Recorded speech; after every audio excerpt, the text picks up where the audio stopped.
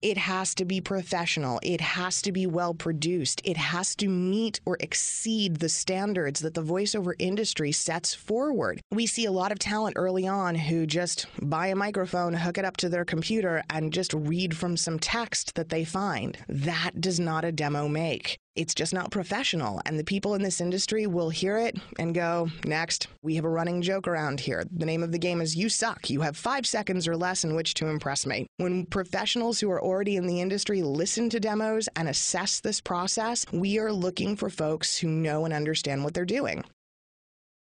You should never make a demo until you are absolutely, positively, 1,000% certain that you are able to put out the best demo that you can. Typically, it is coaches and peers and other folks in the industry who will be able to tell you when you are ready and when the time is right. And it does take time. Most people will train anywhere from 1 to 2 years before they will create their first demo. It sounds like a long time, and it is, but that's how long it takes you just to learn the basics of the industry.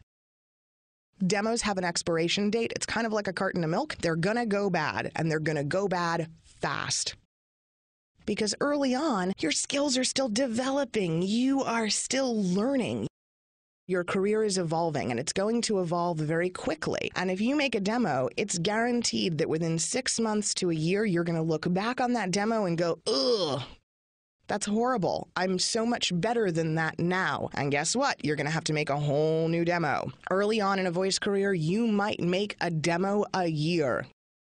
It's very, very easy to become obsessed with some of the really high-dollar New York, LA-based demo producers who really carry some hefty price tags. Some of their demos are $2,000 or more. And while their work is phenomenal and the products that they put out are absolutely incredible, again, for a beginner, that's too soon. Making that kind of investment once a year is hefty and potentially difficult to make back. Remember, everything in business is about ROI, return on investment. And if you put that investment down, you've got to know for sure you're going to make it back and make it back 100 times over. In the beginning, it's okay to go for a lesser or lower cost alternative. That being said, you do get what you pay for. Don't think a $100 demo is going to get you work either.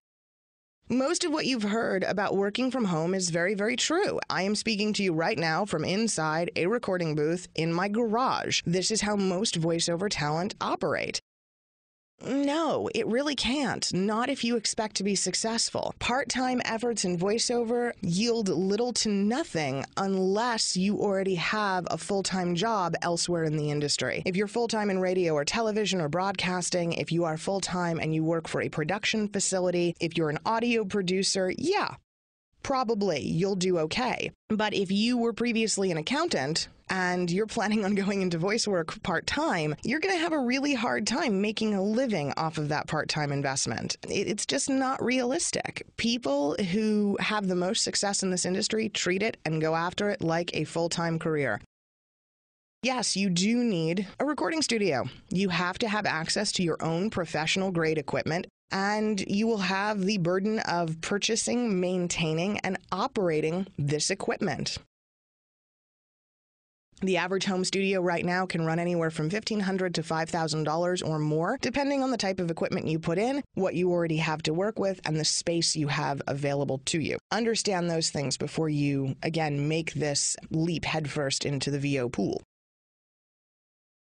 Your ability to work from home is entirely dependent upon the area of the industry you want to specialize in. If you have goals of animation, if you have your heart set on movie trailers, if you have your heart set on TV promo, these types of jobs typically cannot be accomplished from home. Most of the studios and the executives and the companies that hire for that type of work are primarily in Los Angeles, some in New York, and they do require the talent to be there live.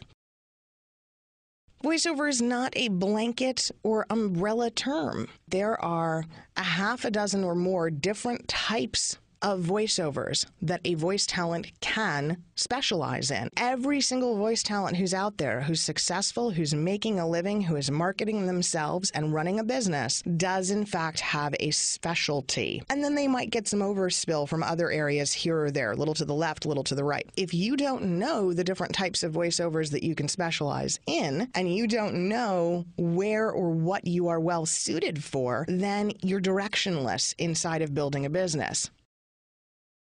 Think of it this way. First thing a small business owner has to determine is, well, what type of business am I going to have? Is it retail or is it service? If it's retail, what kind of products am I carrying? Who's my potential buyer? Why are they interested in what I have to offer? What makes me competitive? What makes me different from my competitors? These are all the little things we have to look into. Voiceover is no different. You have to be capable of defining your product, your sound, your style, what makes you better, and why. What makes you unique, basically. What would make the clients in that industry want to work with you?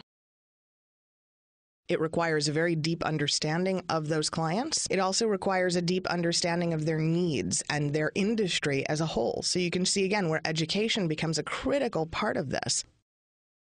We recommend that in the beginning, when you're looking for a coach, you find a general voiceover coach, someone who is capable of teaching you the ins and the outs of the industry. We recommend that this coach be a working voiceover talent, someone who can show you, well, how the industry works via their own mistakes. We also recommend that these folks have a track record and that they have other students and other folks that you can talk to, people who are currently in classes with them, people who have been in classes with them previously, whom you can get some information from about this coach, what they're like, their personality type. Not every coach is right for every person. Some folks prefer to be handheld inside the studio, and they really want to have a minimally stressful experience. Others say, no, I want a swift kick in the pants. I want you to tell me if I'm not doing this right. I want a coach who's going to be brutally honest with me and a little bit more aggressive. So you've got to know which coaches offer this and how, and of course, hopefully are able to fit into your budget. Ideally, you want to be able to work with someone who's close by so that you can see them, work with them face-to-face, work inside the studio with them frequently. If your coach is out of the area, then you're going to be traveling, and of course, travel expenses are going to have to come into the expenses of your training, and knowing that you may only be able to train a few times a year as opposed to on a regular monthly or bi-weekly basis.